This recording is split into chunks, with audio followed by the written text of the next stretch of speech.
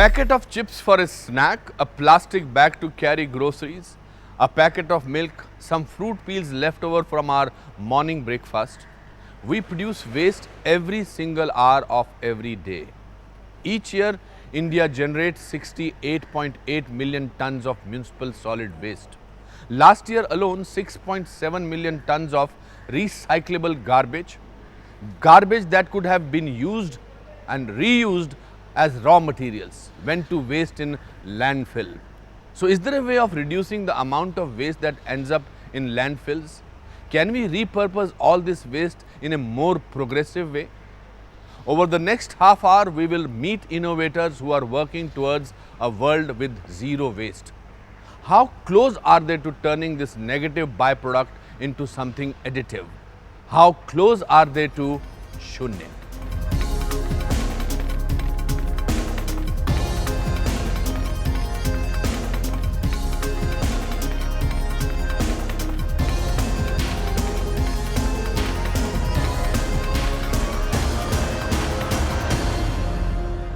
On an average, if you look at 15 major cities in this country, we will realize that more than 200,000 tons of waste is generated every day, and that ends up in the landfills or on the roadsides. So it's very important to manage the waste. Some thought-provoking information there, but it's not all negative. One company is striving to achieve the balance of Shunya by proving that not all waste has to go to waste. In fact, all it takes to rewrite the rules is a little innovation and the odd spark of genius. Join us as we learn how plastic can fuel the imagination.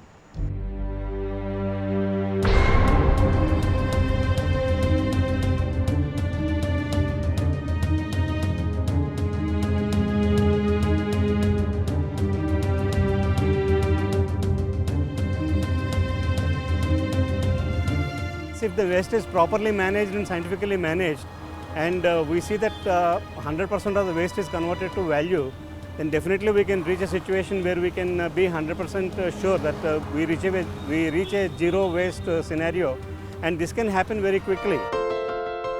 Mumbai-based Sustainable Technologies and Environmental Projects, or STEPS, has the technology to convert this waste into wealth. Waste management in India has always been a problem. India even today do not have a proper waste management setup. So we are there actually trying to act as a catalyst to create a system that is user friendly and beneficial and also economically more viable, so that people will get more interested in waste management. STEPS Director T. Raghavendra Rao, who has more than 25 years of experience in oil refining industry, developed a polycrack process, a technology that converts plastic into a mix of liquid fuel, gas and carbon. This is a process that takes place in a specially designed reactor. What we do is, now this is a system actually which starts heating the entire reactor. Once we switch on the reactor here, the reactor gets started getting hot, and inside this reactor we have the different kinds of plastics that we have filled into this reactor. These plastics will start getting converted into plastic vapors. The plastic vapors pass through a catalytic converter and disintegrate into hydrocarbon molecules, which then form into hydrocarbon fuels. The hydrocarbon fuel structure what we are looking at is basically a middle distillate structure, which is very similar to gasoline, kerosene and diesel kind of a structure. So the catalytic converter actually converts these plastic vapors into the hydrocarbon vapors. Once the hydrocarbon vapor passes through the catalytic converter, they are converted into liquid fuels in the condenser. The vapors get condensed into liquid hydrocarbon. So the liquid hydrocarbon in the form of an oil comes through these, and we collect the oil from here. One of his clients is Infosys, which has installed this processing unit in its premises in Bangalore. We put on all our waste plastic into it, right? Polythene bags or even rubber tires. Those waste, when we put it into the machine, the output is gas. So we can use gas for cooking. We get oil. We use this oil that we get, which is comparable to light diesel oil, for our boilers and for our lawn mowers. Apart from companies, the smaller units can also be installed by individuals. What we have seen is that waste management has come to a level where every individual is becoming responsible. So we wanted to bring the size of these units to fit into the budgets of everybody and be able to put them in the housing societies where each individual housing society will be able to do their own waste management using the small systems. Helping STEPS spread its footprint across the country is Bangalore-based Ampolt Electronics that markets STEPS technology so that individuals and companies can dispose of waste easily. This waste processing is very challenging for the governments, and then they actually fill this in a huge landfill, and the smell and nearby villages will get affected and all those things. But here, we actually communicate the advantage of what STEPS is bringing, in solving all this problem. So one is government, what we are targeting, and the second is the bulk waste producers like hotels, IT sectors and all. Another big advantage of the polycrack process is that it can recycle any type of waste. Laminated plastic, organic waste, e-waste, or any kind of waste that has zero value passes through polycrack process to give a valuable petroleum product. This makes the polycrack process highly cost-effective and enables STEPS to come closer to its goal of reaching a state of zero waste in India. Basically, the products that come out of this process are oil, gas and carbon. And the oil is very similar to the light diesel oil, and this oil can be used in the generators, into offshore going vessels, in heavy earth moving equipment, and with further distillation, further improvement of quality, this can be even used in the automobiles. And as the gas is the quality of the gas is equivalent to that of an LPG, so that gas is useful as a kitchen use gas, or it can be used for industrial purpose. In our case, in the larger units, we actually use it to run our process and make it a zero waste disposal at zero energy cost. India's urban areas churn out a staggering 55 million tons of municipal solid waste and 38 billion litres of sewage every year. The problem shows no sign of abating. As more and more migrants move to the cities and our disposable income increases, the amount of garbage we all generate is likely to increase as well. Our current tendency is to haphazardly dump this garbage and leave it to rot. This not only takes a toll on the health of residents, but also eats up a lot of otherwise useful land. Imagine every time you took out trash, you were actually throwing away energy. Could those old veggies be a potential power source? It was that brand of out-of-the-box thinking, that quest for zero waste, that inspired a company called Green Elephant to build India's first standardized biogas plant, the Green Box in Pune. Peel, chop, boil. Kitchens all over have one universal goal: to put delicious food on the plate. But along with producing food, kitchens produce organic waste. Lots and lots of it. Organic waste constitutes 60% of total municipal waste in India, but we still treat this potential energy source as rubbish, quite literally. But not here. In this kitchen, which serves hundreds of hungry Volkswagen employees in Pune, every organic scrap counts. Everything what we have in biological waste, we are feeding to the green box. It's around 500 kilogram biological waste from the kitchen on daily basis. This waste will be completely used up for producing cooking gas. It means up to now we will have zero biological waste. Not only reduced our biological waste by more than 100 tons a year, we're also reducing the CO2 emissions by around 18 tons over a year. Greenbox, a portable biogas plant manufactured by Green Elephant, is a fixture on the premises of companies like Volkswagen, helping them attain goals such as zero organic waste and reducing their carbon footprint by making use of a renewable source of energy. Greenbox produces a gas called biogas, which is actually minimum 60% methane and the rest of carbon dioxide, so it's a combustible gas. Now, where you do the combustion of this gas is entirely dependent on the user's needs and requirements. In Volkswagen, the Greenbox is replacing the cooking only in one burner because the consumption is huge. We have another requirement of a Greenbox which we are supplying very shortly in a month from now, where we are going to produce electricity.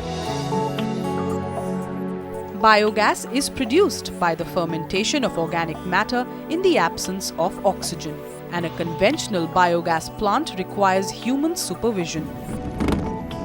But this is where Greenbox differs. The waste is put inside this tank. The moment the level of this tank comes up, the user shuts down the lid, and then the computer decides that the waste has to be crushed and fed into the digester. After he shuts the lid, there's a crusher pump located at the base of this vessel, and this crusher pump crush the waste and pump it inside the digester. The brain behind the Greenbox is this. This is a programmable logic control board, and we call it a PLC. And the entire Greenbox operations are controlled by this PLC here. We have fed the entire logic of how and what should happen in the Greenbox with this. The best thing about this is after every 6 hours it sends one SMS to our office, short message to our office, because it has a GSM connectivity here and there's a modem here. So it sends one SMS to our office that tells us what exactly happened here. The programmable logic control helps the manufacturers customize the operations of Greenbox specific to the customer's need. Volkswagen said that we will accept the Greenbox. We want to use the gas in 3 hours or 4 hours during the kitchen timing, but we will not allow you to store the gas. However, the Greenbox produces gas for 24 hours, and it has to, we have to apply the gas in 3 to 4 hours during the cooking time. Now, how do you do that? This was very critical, and this was done with minimum gas burning or flaring capacity that we provided, and it was 100% controlled on pressures and temperatures and gas flow rates, and we were successfully able to give them the entire gas in the kitchen during their cooking hours. Greenbox provides its patrons with carbon-neutral gas, which is making the environment and their pockets green. United Nations of Federation for Climate Control has termed it as carbon-neutral gas because the source is from nature, it goes back to the nature. Every day it replaces around 1.3 LPG cylinders in the kitchen for Volkswagen. And it's been almost a year that we have installed a Greenbox, so you can easily assume around 450 cylinders of LPG is what they have saved in the last 1 year. So the next time you enter your kitchen, remember that the power of Shunya is an ingredient for clean energy. From potato chips to microchips now. After witnessing the green magic of the Greenbox, it's time to introduce you to someone who is working towards zero electronic waste. That after the break.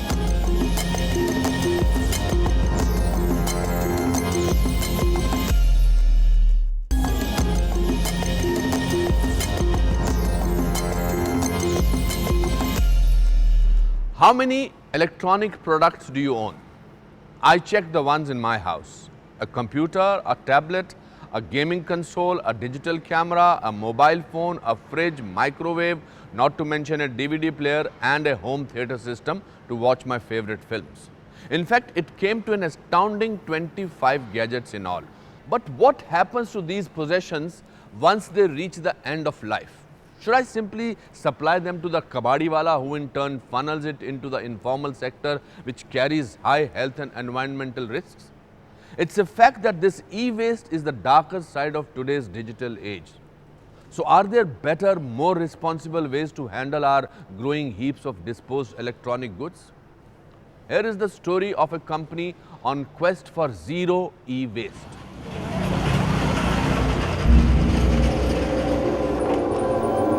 Selampur, 15 kilometers away from New Delhi, the biggest scrap market in the country. India generates around 800,000 tons of electronic waste every year. Only 3% of the e-waste reaches authorized recyclers.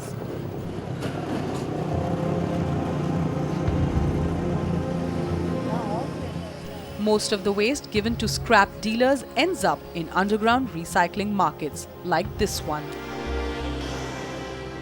where informal recyclers work without protective clothing and chemical residues contaminate water and soil. Last year, India we sold 10 million computers. Every month we sell 5 to 10 million cell phones, depending on which month you pick, right? There are 10 million DVD players in India. There are 100 million television sets in India.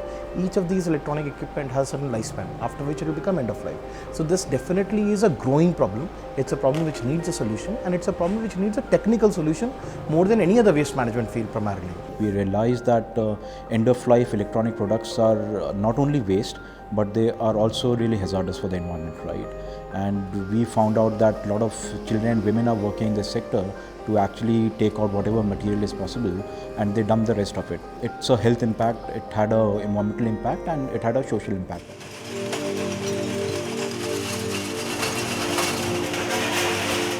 The magnitude of the problem was enough to inspire Nitin to team up with his brother Rohan in order to set up a recycling facility for e-waste.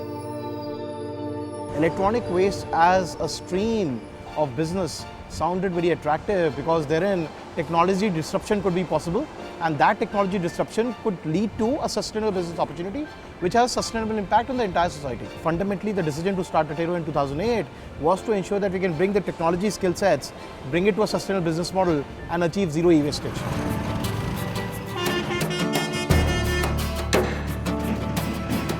Located in Roorkee, approximately 200 kilometers away from Delhi,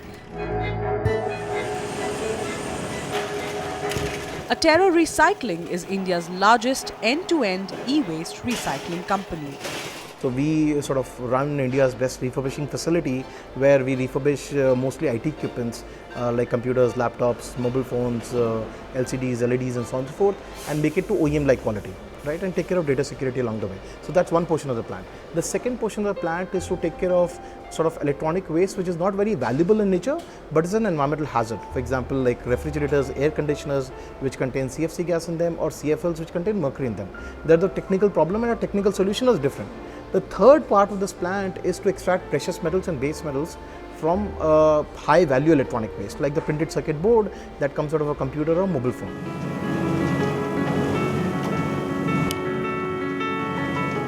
Electronic waste from 500 cities in the country makes its way to this factory where it is sorted. Standing here is the second stage of recycling.